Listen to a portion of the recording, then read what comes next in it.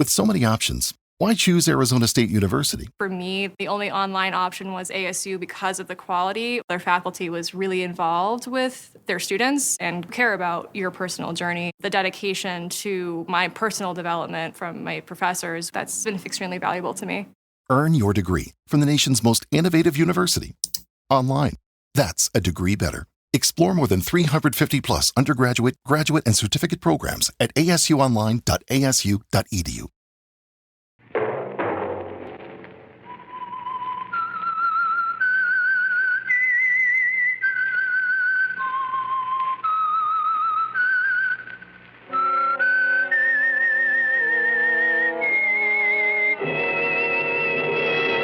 I am the Whistler, and I know many things, for I walk by night. I know many strange tales hidden in the hearts of men and women who have stepped into the shadow. Yes, I know the nameless terrors of which they dare not speak.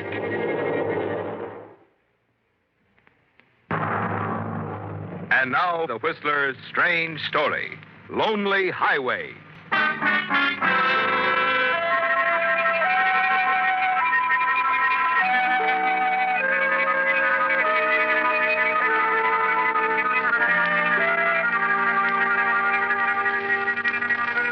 As the lights of the heavy truck pierced the darkness, illuminating the lonely highway far ahead, the driver watched the rearview mirror almost as much as he did the road. The car, far back, was now gaining and honking its horn strangely. And as the car drew alongside, there was sudden recognition.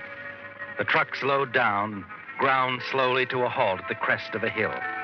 The truck driver climbed down, and a tall man, Ted Mallory, stepped from the car that had been following.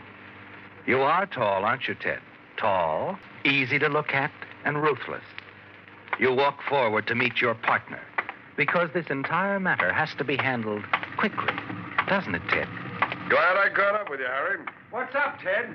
I had to talk to you, Harry. Well, would it keep till tomorrow? I didn't know what to think until I recognized the car. No, it won't keep, Harry. Too important. Something on the holdups we've been having? Well, not exactly. Frankly, I thought that was just what was happening. I guess you know that's why I took this run out myself tonight. Sure, Harry, I know all about it. Well, it's got to stop, Ted. We're losing drivers. We'll lose our insurance next. I know, Harry. That's why I want to sell. Now, look, we've been all through that. If you chase me out here tonight, No, the arguing's over. As a matter of fact, Harry, the partnership's over, too. What are you talking about? Just this. I'm tired of it. Tired of the business, tired of you calling the turns. So like I said, it's over. What are you... Hey, where did you get that gun? Never mind that, Harry. The important question is, how do I expect to get away with shooting you? It's simple. Just another gang robbery. You thought that's what it was yourself when I started honking the horn and waving you down. Yeah, but what's that got to do with it? Look, Ted, you can't pull off a thing like this. Oh, yes, I can. I got it all figured out, partner. Simple arithmetic. First, this.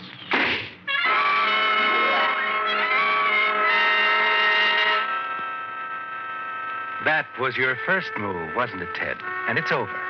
Now your second move. You lift your partner's body back into the truck cab, release the air brakes, and leap clear as the huge vehicle begins to roll forward and start down the hill. You watch, almost fascinated, the truck's running lights clearly visible as she rushes headlong toward a curve below.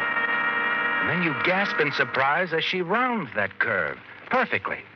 You run to the crest of the hill and look down.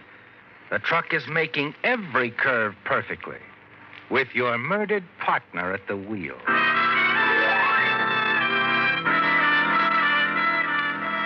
You hurry back to your car, get behind the wheel, and race down the highway. But it's no use, is it? There's no sign of a crash, no truck. It's disappeared, vanished into the night. There's nothing you can do but head back, fast, to your apartment.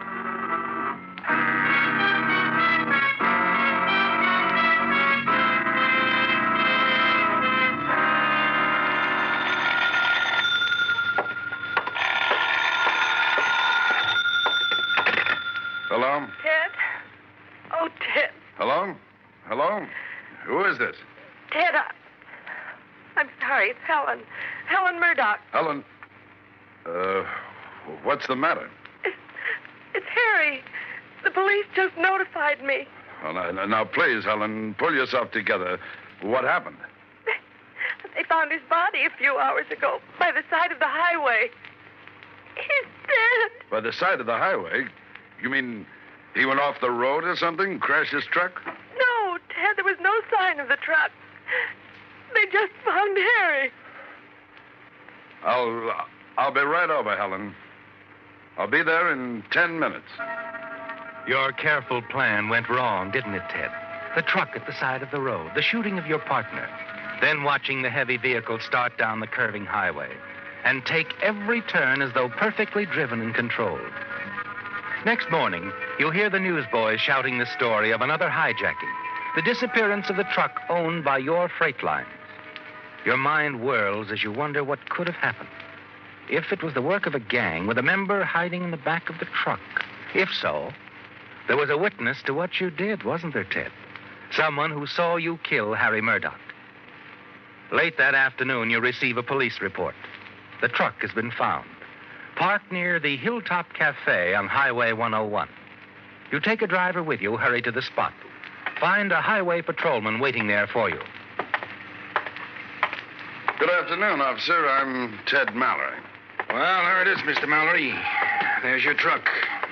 Well, the cargo, I don't suppose... Clean. They took everything. Everything. Everything.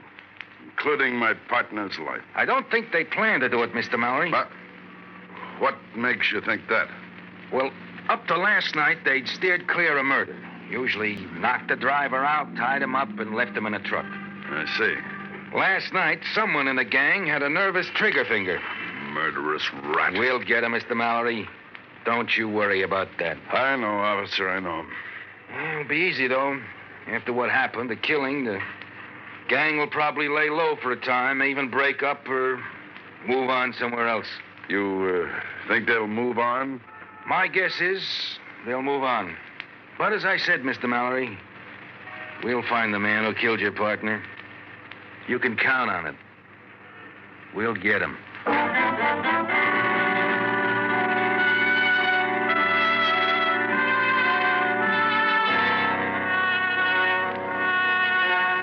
You turn, nod to your driver, and wait till he drives the truck away. Then, with the police officer, you walk back to the cafe. A few moments later, he too drives off. Inside, you sit at the counter having a cup of coffee, thinking over what the officer said. And then a man sits down next to you. Very unfortunate, Mr. Mallory, about your partner's death. Yes. Thanks. It was unfortunate. Work of a gang, they say. That's right. Only we know different, don't we? What did you say? Don't get excited. Better put your cup down, Mr. Mallory. You're spilling your coffee. Much too good to waste. What are you driving at? Just this, friend. I was in the back of that truck. Oh, sure. It was the work of a gang, all right. The hijacking part. Nice haul. Only what? I just get a small share, you know, and it's a risky business. So? So now I'm in a new business. Legitimate. How do you figure? You worked it out for me, Mr. Mallory. Simple arithmetic. 1, you kill your partner. 2, I see you do it. 3, you were going to take over the lines yourself. Buy off Harry's widow for a song. And 4? 4? I'm going to let you do it. Only one little bit of addition there. You count me in, too. A silent partner in exchange for silence. Well, I guess I really haven't much of a choice, have I, Mr. Phillips. Lenny Phillips. Okay, Phillips. I'll talk to Harry's widow tomorrow. Make a deal. I thought you'd see it my way.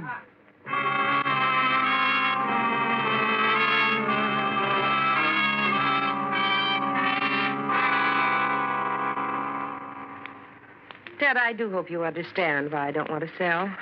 It all came so suddenly. I want time to think. Well, whatever you say, Helen, I must admit it surprises me a little. I'll be at help, too. Really, I will. By the way Harry used to talk, you men have needed someone like me around that freight office to take charge of the accounts. Never mind, Helen. I said I understood, didn't I? We'll find something for you to do.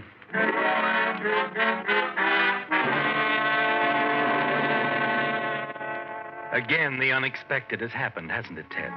Helen Murdoch has turned down your offer to buy her out. Made it clear she intends to remain with the freight lines as a partner. And you wonder why.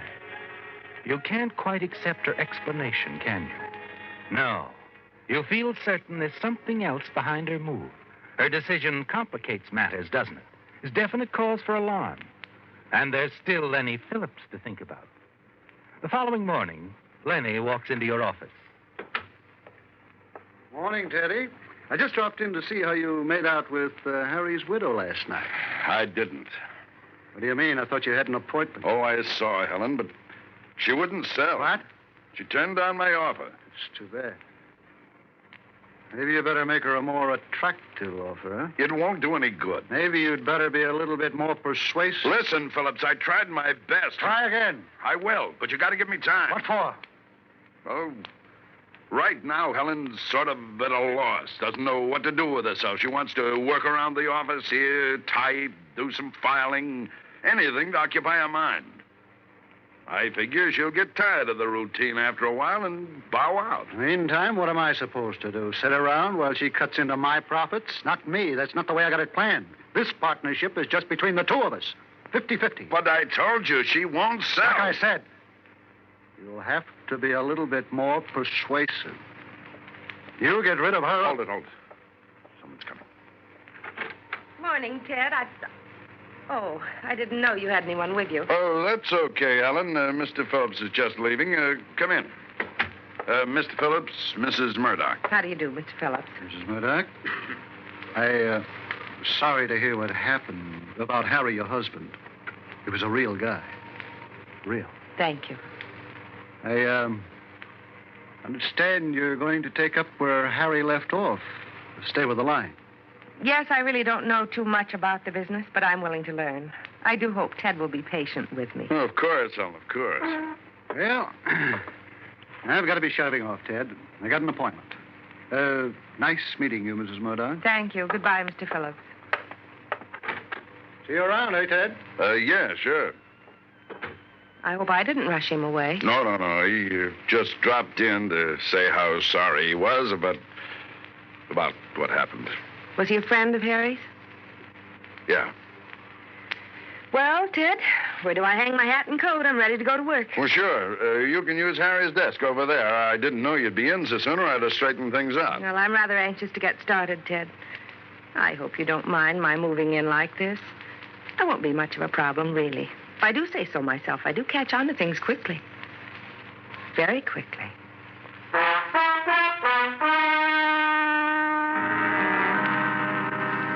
You spend the greater part of the morning going over the office routine with Helen. And as a week goes by, you notice she seems to become more and more interested in the work. You begin to wonder if perhaps you haven't been wrong about her, and the pressure on you lessens. But there's still Lenny Phillips to deal with, isn't there, Ted? Yes. Day after day, he telephones you, becomes more insistent that you get rid of Helen, buy her out, and you plead for more time. And then Lenny's calls suddenly cease. 2 weeks pass, and you wonder why you don't hear from him. Then one afternoon.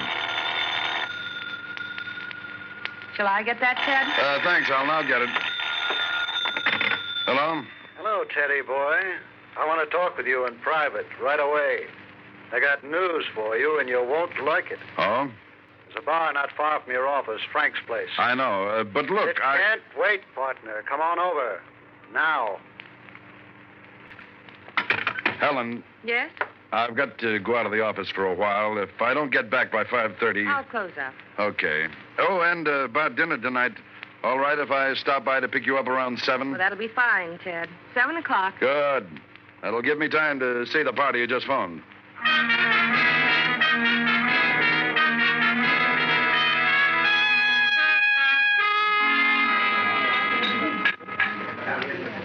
Okay, Phillips, what's on your mind? Sit down. Look, if it's about Helen, I'm taking her out to dinner tonight. I'm going to ask her again about something. Sit down. All right. Let's have it. You trying to pull a fast one? What do you mean? Your partner's widow. What did you tell her about me? Well, I didn't tell her anything. Why should I? She's been asking about me. What?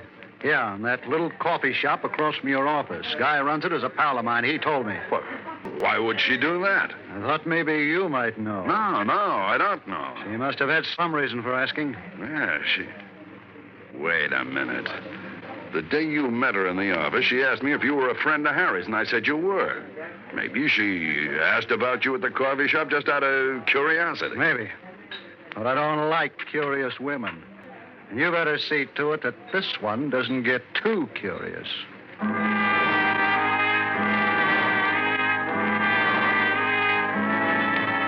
You'd almost made up your mind about Helen, hadn't you, Ted? Yes, you were finally prepared to accept her explanation. The reason she gave you for continuing as an active partner in the freight line. It was something for her to do to occupy her time, something to help her over the shock of Harry's sudden death. But now she's inquiring about Lenny Phillips. And you don't like that, do you? No. And you've got to do something. You think about it as you hurry to your apartment and pace the floor. And then finally an idea occurs to you. It's a way out, isn't it, Ted? And you decide to move fast.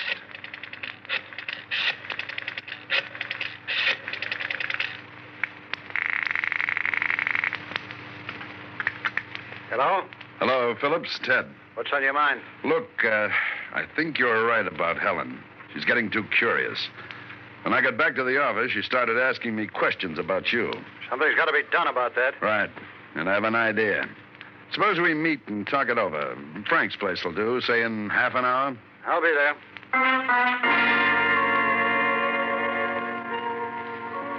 You've thought it all out very carefully, haven't you, Ted? Yes.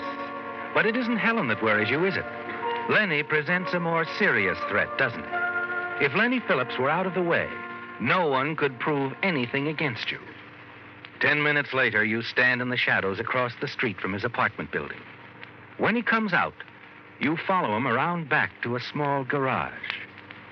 As he opens the door, you move in quickly behind him and bring the gun butt down hard. And then you carry Lenny inside, prop him behind the wheel of his car, and then start the motor. Then you hurry out, close the garage doors behind you.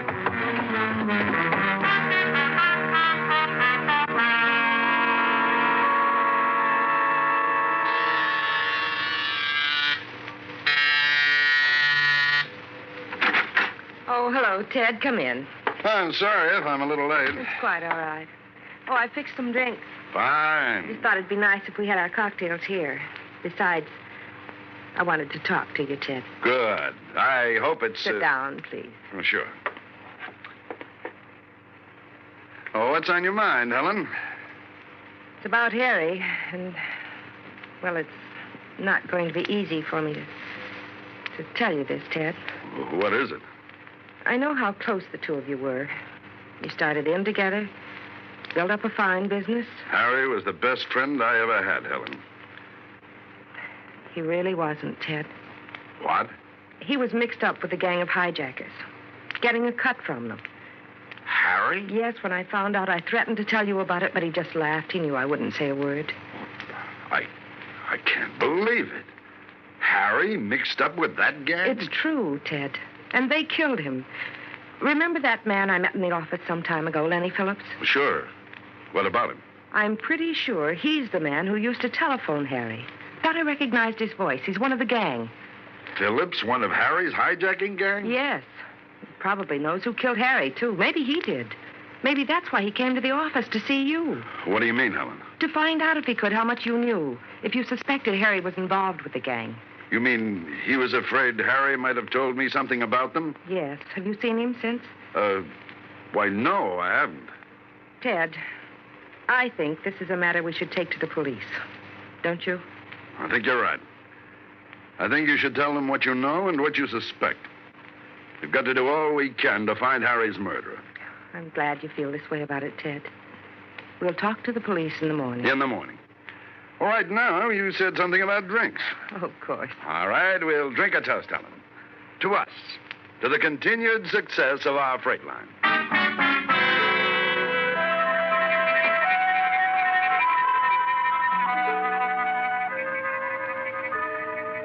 You're certain you're in the clear now, aren't you, Ted? Helen Murdoch doesn't suspect you of being involved in her husband's murder. And you're glad you moved as quickly as you did to eliminate Lenny Phillips, the one and only witness to the slaying. In the morning, Helen will tell the police what she knows about Phillips, and they'll find him. But too late. Yes, even now, as you dine with Helen in a famous downtown restaurant, you're certain your troubles are over. Shortly after 11, you return Helen to her apartment, and she invites you in for a final nightcap. A few moments later. Well, I wonder who that could be. Rather late to be calling. I'll get it, Helen. Yes? This is Mrs. Murdoch's apartment, isn't it? That's right. I'm Lieutenant Emerson, homicide. May I see her? Of course. Come in. Thanks. I'm Mrs. Murdoch. Lieutenant, what is it? You know a man named Phillips? Lenny Phillips, Mrs. Murdoch? Why, yes. Someone tried to kill him tonight. Fortunately, the attempt was unsuccessful. Phillips is at the emergency hospital now, but is in no shape to talk, at least for the moment. That's why I'm here to ask a few questions. Someone tried to kill Phillips. Do you have any idea who? We know who, thanks to the private detective you hired a few days ago. Private detective? You hired a private detective, Helen? Yes, to follow Phillips. I'm sure he was a member of that hijacking gang that killed Harry. I wanted to find out everything we could about him before they got to you. Your private eye found out plenty tonight. He gave us a complete description of the would-be killer and the number of the license plates on his car. According to the Motor Vehicle Bureau, the car is owned by a man named Ted Mallory, your late husband's partner. Now your partner, Mrs. Murdoch. Know where we can find him right now? The Whistler. Listen next week when once again the United States Air Forces in Europe present The Whistler.